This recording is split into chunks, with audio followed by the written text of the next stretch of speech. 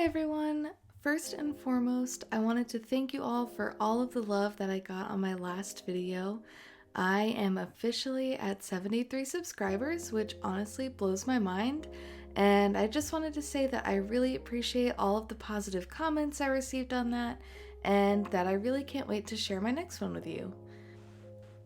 In my last video, I actually showed the process of me transferring my sketch that I had done digitally with my iPad Pro to my marker paper using my Artograph LightPad, and this time I cut out the process of me transferring the sketch onto my watercolor paper because I had to transfer that lettering at the top, which was honestly really tedious, and it required me to move my paper around quite a bit, so I try not to do that too much while I'm recording because I tend to find it really displeasing to the eye, especially when the footage is sped up a lot like I like to do while I'm doing these speed painting videos. I tend to just find it really jarring. So I'd rather keep my piece taped down where it's perfectly still and the camera's just looking right at it. So my sketch and my line work is all done and I'm pretty much just ready to paint. Today I'm working on a piece that's heavily inspired by the album art for My Chemical Romance's 3 Cheers for Sweet Revenge. And I'll put a little picture of the album art in the corner as well for folks who might not be familiar with what that art looks like. I wanted to do a sort of version of this in my style, and I wanted to do a version of this in my style for a really long time, so I thought this might make for an interesting video. Basically, I wanted to do a version of this that looks a little bit more like a tattoo flash sheet than an album art cover. So I also changed the poses that these two figures are in. In the actual album cover, the girl is sort of looking up at the other figure, and I was going to do that. I did play around with some sketches for that, but I thought that it might not look balanced because my piece is 11 inches by 14 inches and it's rectangular instead of square. So I thought that it would throw off the shape of the whole piece and that it might throw off the flow a little bit. I also ended up really liking the way that the figures in my version of this are framed, and that it almost alludes to a heart shape, which I think kind of brings back that sad but romantic theme into the piece again. I also wanted my version of this to be a bit more colorful, so the original album art is all black, white, and red, which I think looks amazing, but I would really like to tattoo these designs in the future. So I wanted to make sure that there was enough color and value changes in it that it would make for a good tattoo. I also wanted to make sure that this would be an interesting painting and that it would be different enough from the album cover that I could make prints of it, and that it would be more of my own piece than a piece strictly based on this album, if that makes sense. And I just want to apologize now for my voice being a little raspy this time. I seem to have caught a little bit of a cold. Nothing serious, my voice is just a little raspy, I'm a little congested, so I just wanted to apologize for that now.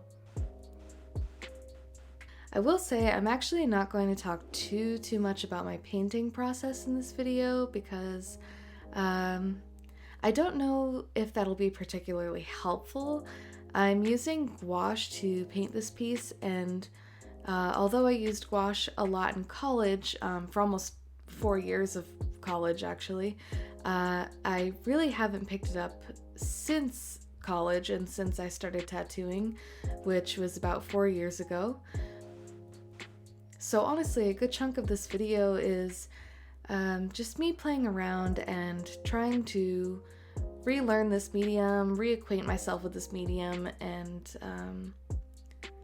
trying to use it in a similar way to how I use digital now, trying to build up my new style with a medium that I used to really like. So a lot of this is just playing. It's largely experimental, so I don't know that me giving tips would be really helpful because I almost don't know what I'm doing. So I don't think it's fair to try and tell you what you should be doing. I actually also used to not do a lot of line work in college, so using line work in a painting is quite new to me. I knew I didn't want to tackle lining this whole piece in gouache, so I did line it ahead of time with my Micron pens and my Faber-Castell Polychromos colored pencils.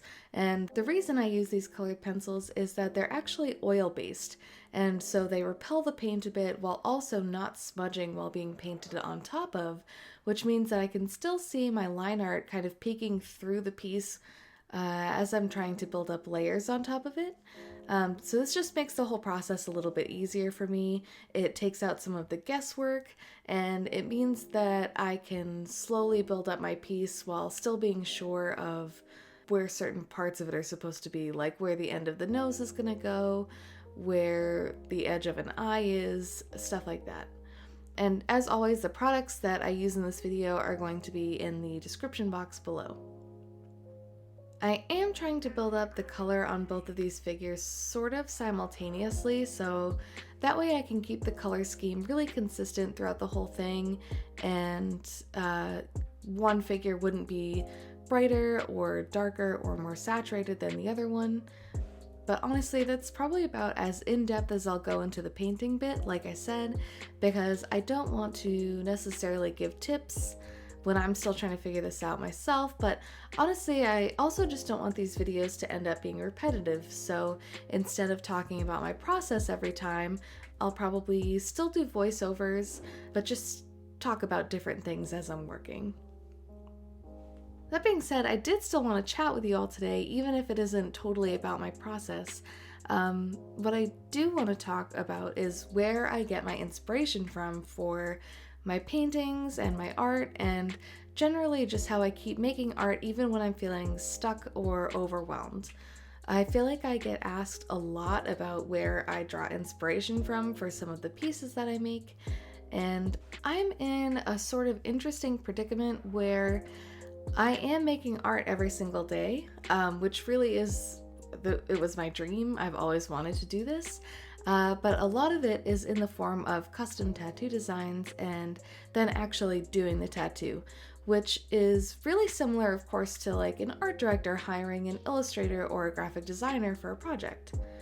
I don't often get to tattoo my own designs that are 100% from my own head, so I have guidance from some outside source, most often my client, and I also generally have a hard deadline that I know I need to get those drawings and that tattoo done by.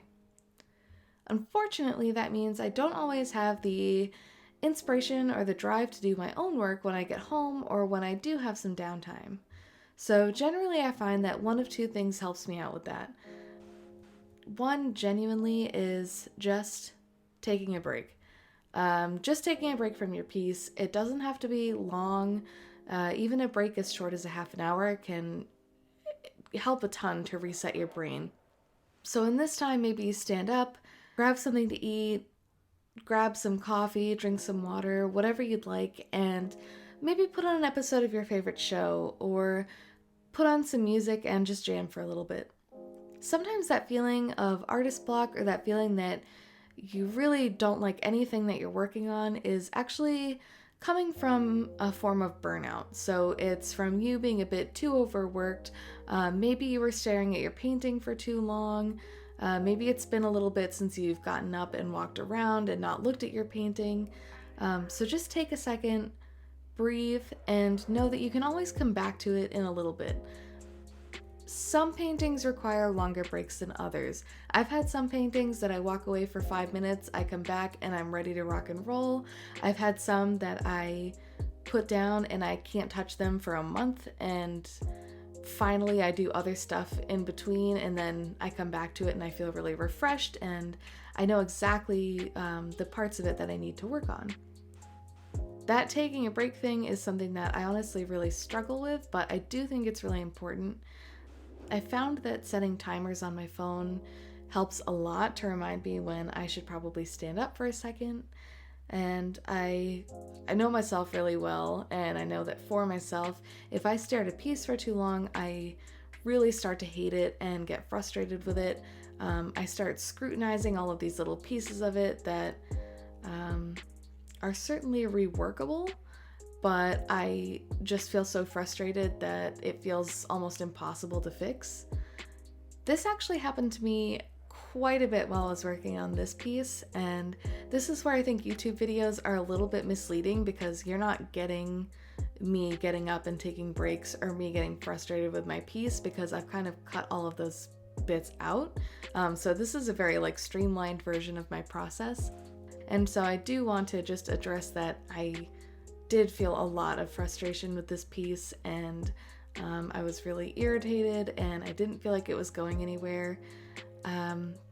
I'm honestly so accustomed to using my iPad and digitally painting now that that has become almost formulaic to me. I am really proficient at it. I know exactly what I'm doing, so I never have to worry about the process part. Where with painting, I almost forgot that it goes through usually this really ugly phase while you're working and you're layering all the color and you're starting to build up tones. To be honest, this is actually the second one of this same piece that I started, because I just couldn't get past the ugly phase in the first one. It really, really was discouraging to me, and I basically threw that one out and then came back and restarted this a couple weeks later. And I was determined to finish this one because this YouTube channel is basically a challenge to myself to start finishing pieces and start pushing through that frustration, through that nitpicky phase, and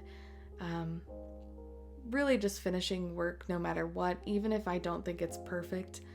Just being okay with things not being 100% perfect.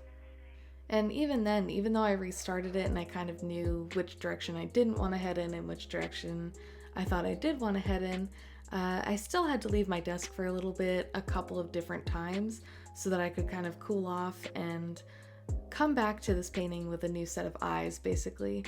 And by the time I came back to it and had some coffee or had some water, took a second to just not think about that painting for a little bit, it honestly didn't look so bad, and my eye almost immediately went to the spots that I knew I needed to work on. So that's why I think that's so helpful, and I really do encourage you to do that relatively often. I try to do that at least every hour and a half, because otherwise, and I'm sure a lot of other artists are like that too, I will just sit in the same spot for 5, 6, 8 hours straight and not move a muscle, and by the end of it I just can't stand anything that I'm working on because I've been staring at it for such a long time. The other thing that helps me when I'm feeling really burnt out and I'm feeling like I'm struggling to pull a piece together is that I'll do a piece of fan art, or I'll do a version of a piece that I've already created, or I'll participate in one of those draw this in your style challenges. And the reason this helps me get through that overwhelmed or stuck phase is that some of that creative process is already done for me, in a sense. So there are always going to be things that I change about the piece to make it my own, but like here, I knew what my subject was going to be. Then I messed around digitally and I played with the poses and the shapes of the face, and I decided that I wanted to add these little berry branches to the sides, just so it didn't feel so much like two faces floating on a page. I knew I wanted to keep my color palette relatively limited and muted, and honestly, it just took some of that really hard stuff out of the equation for me, like the hard thinking and trying to come up with the idea part, because the idea is already come up with. It's really just what I do with that idea from there. I did also find that after I finished this piece, I felt a lot more inspired to do some other things and start making more YouTube videos, draw some more Flash, and just generally do things that I feel excited to make and not that other people are telling me to make, which I think is really important. Now, as far as specific things that I draw inspiration from, I get this question quite a lot online, and I feel like I never have the space or energy to fully give a good answer to that question because I'm usually answering these on my Instagram stories or Twitter or my TikToks, so I only have, 60 seconds or less to answer this question, and honestly, I think it deserves quite a bit more depth than that. So this feels like a better forum to give a fleshed out answer, if that makes sense. So I draw my inspiration from a ton of different places. I draw it from movies, from music, from flowers, from faces that I see in the grocery store, sometimes just random things that I see outside or on Instagram. Honestly, I think I'm mentally taking down notes on things that inspire me all the time. This also changes a lot and really rapidly. For a while, I was drawing a lot of inspiration from Little Golden books, like the children books. That was when I was sort of leaning more towards being a children's book illustrator. And then it was from American traditional tattoo art, and then it was drawing inspiration from things that I was dealing with, and so on.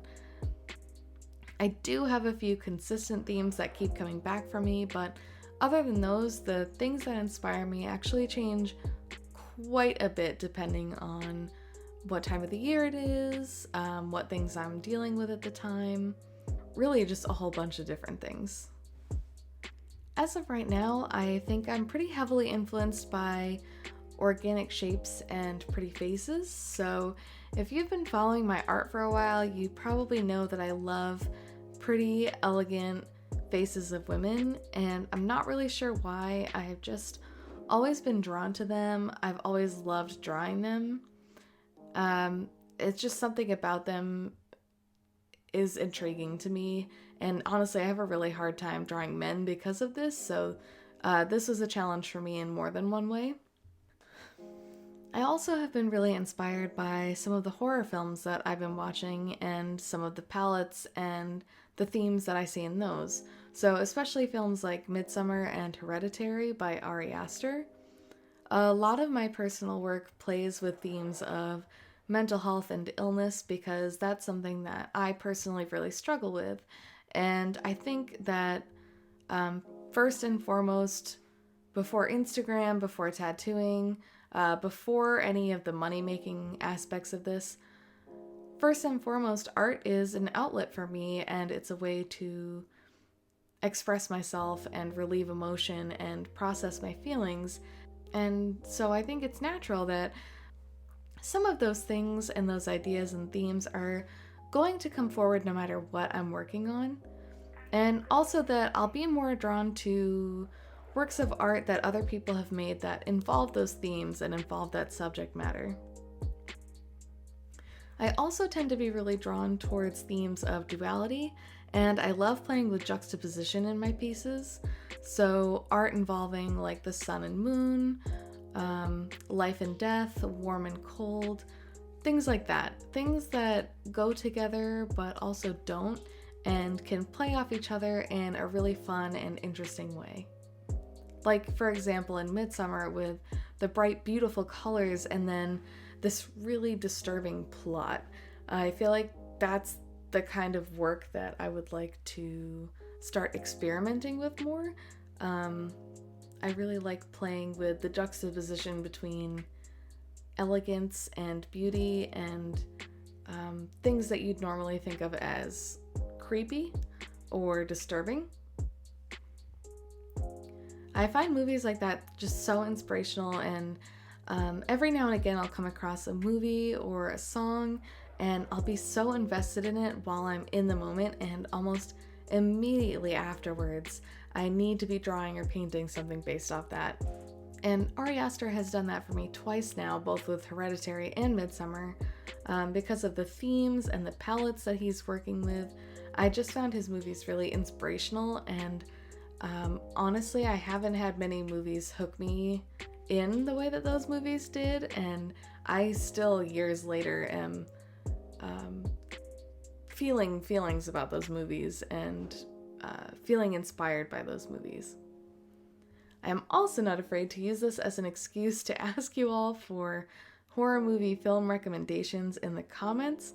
I generally find these movies more inspirational than almost any other genre, and I'm not entirely sure why, but I could use a little boost of that inspiration right now. So whatever your favorite movie is, if it's horror, any director, any style, I'm super down. Just let me know what your favorite is in the comments and I'll totally check it out. So on top of that, on top of finding movies really inspirational, I also find really specific color palettes inspiring, and I feel like that also changes a lot, and it changes a lot depending on my mood. So the one that I am consistently drawn to is like teal, gold, and a splash of this like corally pink color just to add a little more warmth in there. I just think those colors play off each other so well, and I've been practicing with that palette for so long that I can't seem to get it out of my head. Not to say that using the same palette all the time is a good or a bad thing, but I do feel like I need to branch out from that a little bit. When I really do want to use a different palette and I'm a little stuck on what kind of palette I should use, I usually go to this page called Color Palette Cinema, and I'll try to leave the link for that in my description box as well, but it's an Instagram page that takes screenshots from movies and takes the biggest colors from that still and basically turns it into a 4 to 6 color palette. I find this super helpful, and it really helps with jump-starting like a mood for your piece, because color and mood are very closely tied in artwork. So I find a lot of palettes this way that I don't think I ever would have thought of on my own, like a specific shade of purple and green that I don't think I would have put together, but they ended up working beautifully, you know, something like that. How you can use yellows to depict a sad mood where normally I would think to use blues. I'm sure there's a ton of other color palette generators or sites like this. I just happen to really enjoy movies, and so that one speaks to me the most because I've seen a lot of the movies that they post color palettes from, and so I know what kind of mood they're going for, and I can then apply it to my work and sort of match it to whatever mood I'm going for. Overall, I do think that inspiration is really personal, and honestly, it's almost like a catalog for us as artists that we're always building on. I try to take pictures or screenshots or quickly take note of things that I'm drawn to so that I don't forget them. Sometimes it's a big landscape or cityscape that I've just seen. Sometimes it's something as small as the way light hits a very specific part of the face, or the way the color of a flower bounces off another color in the sky, things like that. What inspires me might not inspire you, and that's why we're not all making the same art.